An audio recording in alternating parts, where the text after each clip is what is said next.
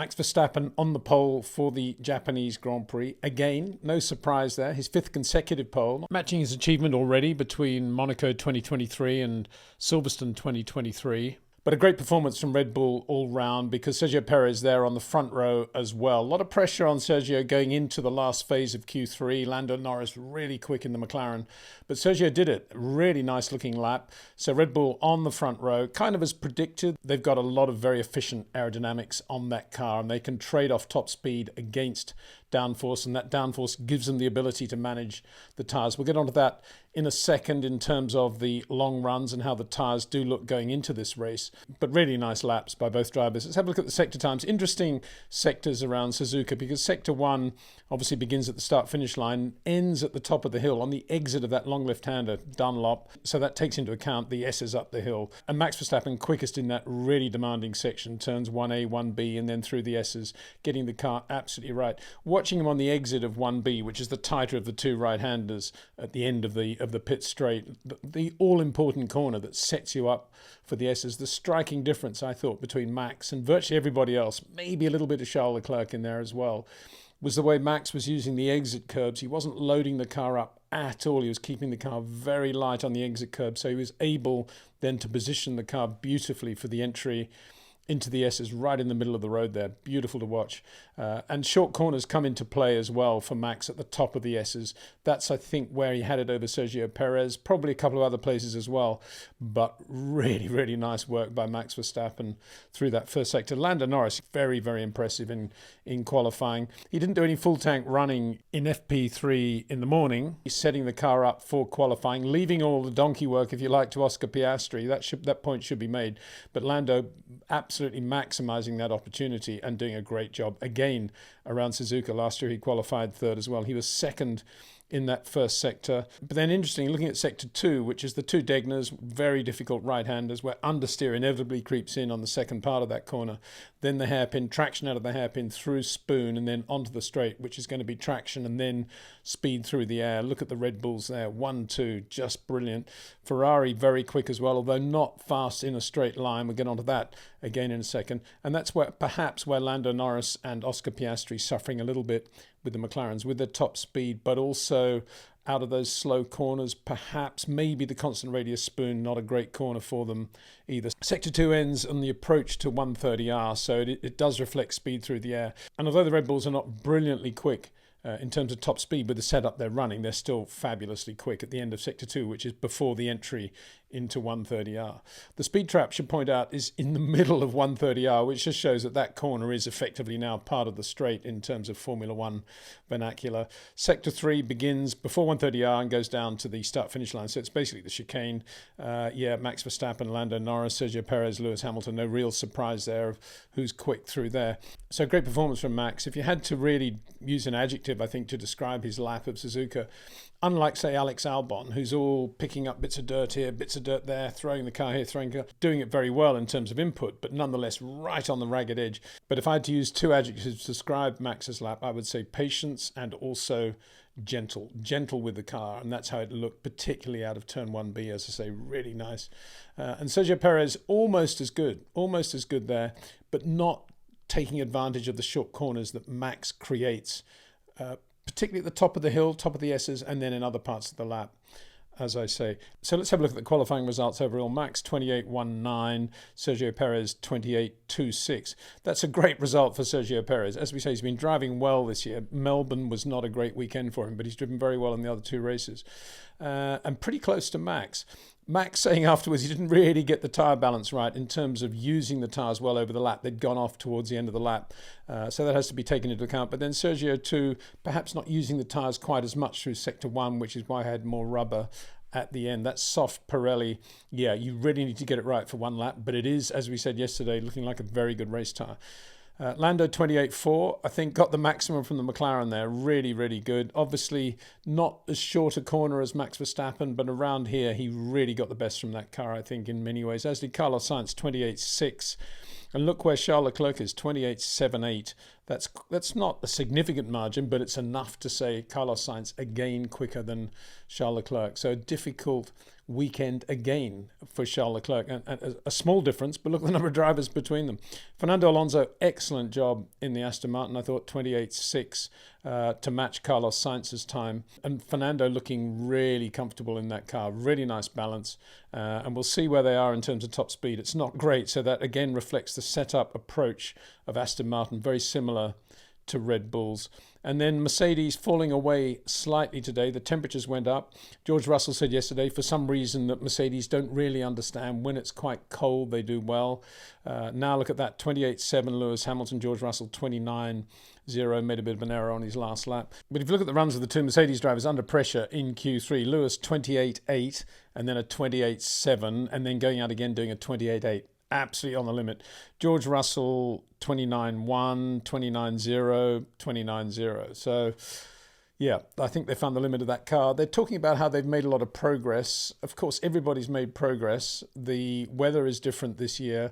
I'm not sure we should read that much into the half second they found apparently between this year and last, bearing in mind this race is only 6 months after the 23 Japanese Grand Prix. A lot of talk about that. I think a more realistic assessment is that although Mercedes do seemingly have a slightly bigger sweet spot in which to manage the tyres, they are still struggling, really struggling to keep ahead of Aston Martin and let alone McLaren-Mercedes, their two customer teams. And Williams not too far away. Look where Alex Albon is in Sector 3, ahead of George Russell. So his mate George Russell. So that's not, I don't think Mercedes, they are making that point. But to me, it's they've lost ground. They've lost ground certainly in terms of competitive speed against Aston Martin and McLaren. And Ferrari, well, what about Ferrari? Let's have a look. Just go back to a reminder of where they were in qualifying today. Carlos Sainz, Sector 1, not bad. Quicker than Charles Leclerc up through the S's. That's an impressive result for Carlos Sainz. Sector 2, which is the sort of technical sector, if you like, if you take the two Degners, the hairpin, the traction spoon, and then a little bit of top speed. Charles Leclerc just has it over Carlos Sainz, and they're pretty competitive, very competitive through there. So they've lost time through into turn 1A, 1B, and up through the S's, which is not a good thing in terms of the race tomorrow. And Sector 3, not good at all for Ferrari. It's a fairly straightforward sector from the entry to 130R down to the start-finish line. So you've got to assume that on both occasions, on both cars, they're just using up the tyres too much. And by the time they got to Sector 3, a la Max, both Ferraris running out of grip in that last sector. So that's an indication that tomorrow Ferrari could suffer some serious deg. So let's have a look finally at the heart of what today was all about. The qualifying, obviously, the grid set. But this FP3, the fuel runs, this is what will give the real pointer for the race tomorrow. As you can see, they're a pretty fair mix of tyres that the teams chose to do their long runs with. I've got a question mark over the two Mercedes drivers. Surprisingly quick. I mean, if those are real times in terms of fuel, and you've got to assume, look at the number of laps George did, you've got to assume there's a reasonable amount of fuel in that car. Those are very quick times and good top speeds as well. I mean, the gold standard obviously is Max Verstappen at any given moment, but Max is saying that he doesn't feel great with fuel in the car. So he's doing 288, 287. Look at the top speeds just to see. That's a full tank Red Bull top speed, and Mercedes are doing a little bit more than that, 294, 294, 297. So you've got to assume that Mercedes are running less fuel, but nonetheless a very consistent run by both drivers. And George Russell putting in a lot of laps on that medium tyre, getting a lot out of it. Lewis running the soft tyre. So it just shows the approach that they may be going to tomorrow. Max and Sergio Perez, this is a very good performance, I think, for Sergio Perez. If you look at those runs, 36.5, 36.7, 37.0. I mean, he's right there doing sort of Max Verstappen times. They're both on the same tyres and very similar top speeds. I'd say actually it looks as if Sergio's got a little bit more top speed, perhaps running slightly less wing, less flap than Max. So Sergio Perez in very good shape tomorrow based on the fuel runs and his grid position, which is alongside Max, of course. And if he can get into P2 or even the lead, but let's say he gets into P2, and there's any sort of issue with Max, this could be a good day tomorrow for Sergio Perez. Now let's look at the Ferraris on the medium tyres. So that's a direct comparison with the two Red Bulls. I've got to say they're really, really quick. But then again, you look at the top speeds, 300 in the case of Charles Leclerc on one lap, and he's doing 296, so it's not just a one-off. And Carlos Sainz a little bit slow, perhaps more realistic. You'd say Charles Leclerc's possibly running less fuel than Carlos Sainz. Carlos doing very much the sort of Red Bull top speed with that fuel load. 35.8, that's quick. 36.0, that's quick. 36.2, that's quick. 36.2, 36.1. So he's going very quickly, Carlos Sainz, on a full load of fuel compared with the Red Bulls, assuming they're running the same fuel loads. And what does that mean? It was a hotter day today, definitely hotter than it was yesterday, which is why potentially maybe Mercedes dropped off in terms of their performance. And that means probably on the medium tyre, it's a hard range of tyres, maybe on the medium tyre, Red Bull aren't getting the same temperature performance out of it that Ferrari are getting. And Ferrari helped by using the ambient temperature and using the tyres a bit more, and that's why they're getting more out of it. And there doesn't seem to be a massive amount of deg either. Look at those lap times at the end of those runs. Very impressive. That's actually a mistake at the end of the Carlos Sainz one. That should be 36.7, excuse me for that. Fernando Alonso too, very good. He ran the hard tyre. Alone of the top runners run the hard tyre on the fuel load runs today, 35.3, 35.3, 35.7. Again, those top speeds reflect that he's probably running quite a lot of fuel, although the Aston not brilliantly quick in a straight line, so maybe he's not running quite as much fuel as Red Bull. But 35.8, 35.9, consistently in the 35s. If that's a real run, then Fernando Alonso's in unbelievably good shape. And Oscar Piastri didn't do quite as many laps, but right there with Red Bull, and looking very good. Put in some good homework and some good laps there. He didn't get the qualifying lap that he would have wanted, obviously. But then again, as I say, Lando had a little bit more opportunity to get the car perfectly set up and to get himself set up for the lap of Suzuka as well. Just on that, it struck me that there's some incredible consistency from some of today's drivers that we don't often talk about. Just highlighting some of those within those fuel runs. Look at Carlos Sainz, 36.289, 36.222, 36.221 on 3 consecutive laps. That's pretty impressive with fuel in the car. Fernando Alonso, similarly, the ultimate pro, 35.948, 35.875, 35.836, 35.914, bang, bang, bang, bang. Max Verstappen, car perhaps not quite as drivable as you'd like it to be with fuel, but nonetheless 36.671, 36.738, 36.703, and Sergio Perez just as consistent. Look at that, 333, 338, and then 515, 512. Amazing. We just take it for granted that they just plant these drivers in the car and they go and do those clockwork runs. Oscar Piastri too, 36.523, 36.508, and George Russell also 35.239, 35.223. Other drivers doing that as well, but I just thought I'd highlight those because we do often just take those for granted and say, oh, well, they're all the same. They're very consistent, but it's incredibly hard and difficult to do that, particularly on a circuit like Suzuka. Let's have a look back, going back through the qualifying times. Oscar Piastri, he won't be that happy with that lap time. I don't think 28.7 if Lando's doing a 28.4. But again, he did do that donkey work, so all credit to him. Lewis out qualifying George, 28.7. He'll think this is a great day, partly because there's that lovely feeling of beating George around Suzuka, 28.7 to 29.0. That's a nice margin too, bearing in mind George, of course, made that mistake.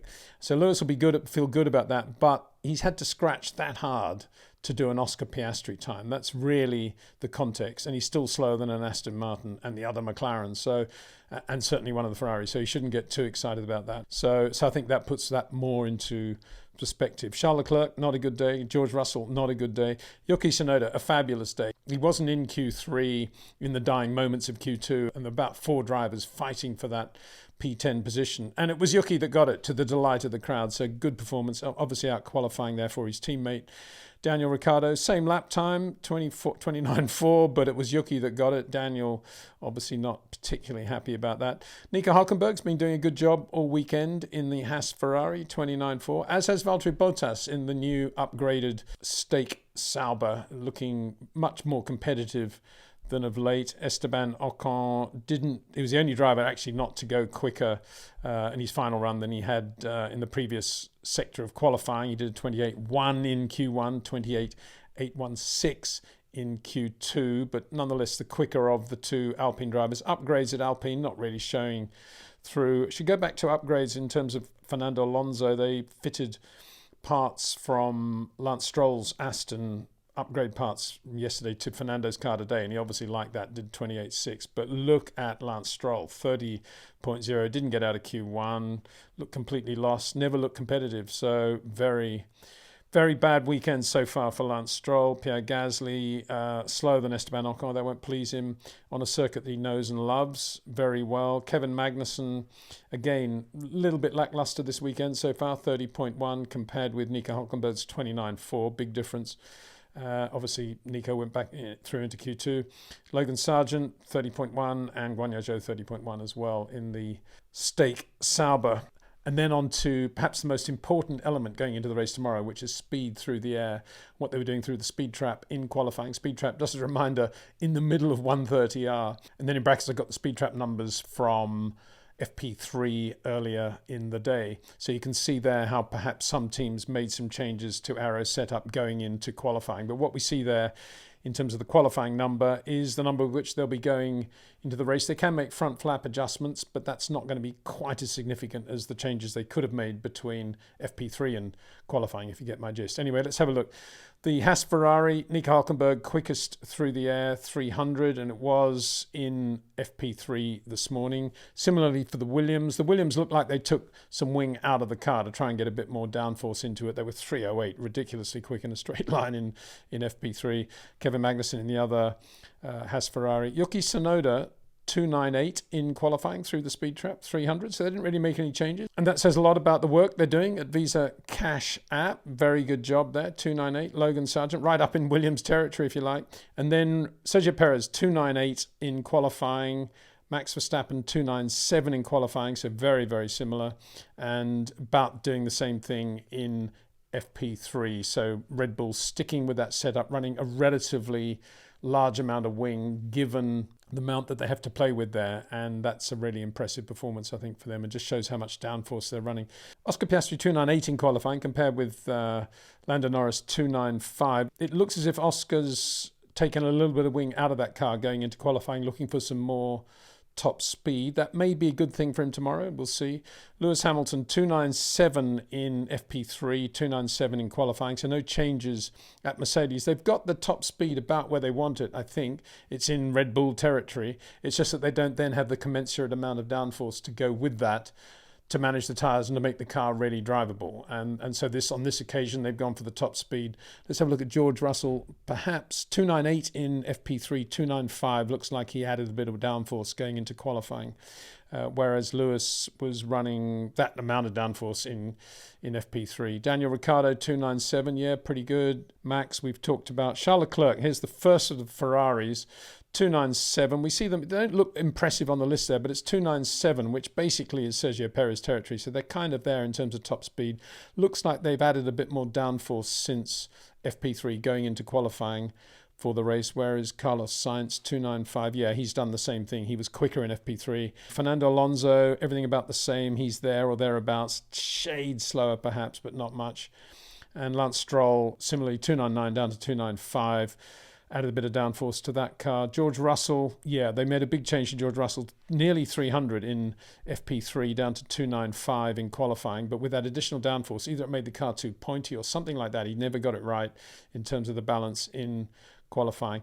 Carlos Sainz 295 going into the race, compared with Charles Leclerc 297, compared with Sergio Perez 298, and compared with Oscar Piastri 298 as well. So that's a little bit of a disadvantage for Carlos Sainz there in terms of his top speed, but he does have the downforce, and that may help him in terms of tyre management. We talk about the balance of the race between the potential tyres they may run, the strategy they may run. It'll also be the compromise between top speed and downforce and looking after the tyres. That's the other point that will, of course, come into play. Interestingly, both Saubers really slow in a straight line. They've got these new upgrades, new floors and stuff, and they seem to be going better. They've got more grip around the lap, but in terms of top speed, they're really uncompetitive. So that's an interesting point, isn't it, that they're quite quick around the lap in terms of Valtteri Bottas, and take the Red Bull philosophy for Suzuka, which is, there's a long straight here, a couple of long straights indeed, if you want to talk about the pit straight as well. But this lap is all about balance and grip and looking after the tyres. So we're going to run as much downforce as we can on this car whilst not losing too much in a straight line. And that's the Red Bull philosophy, and it's worked for them yet again. They got it absolutely spot on in terms of just having enough top speed to be competitive in a straight line through the air, but lots and lots of grip and downforce to be able to balance the car if there is a tyre deg problem. And that's where they're at, and they've done a very good job with that. Interesting day tomorrow in terms of the tyres that they may potentially use, the pit stops, and the weather and everything else that comes into play at Suzuka. Looking forward to that very much. Thanks as ever for the support of Jetcraft and Pitbox.io. See you tomorrow. Take care.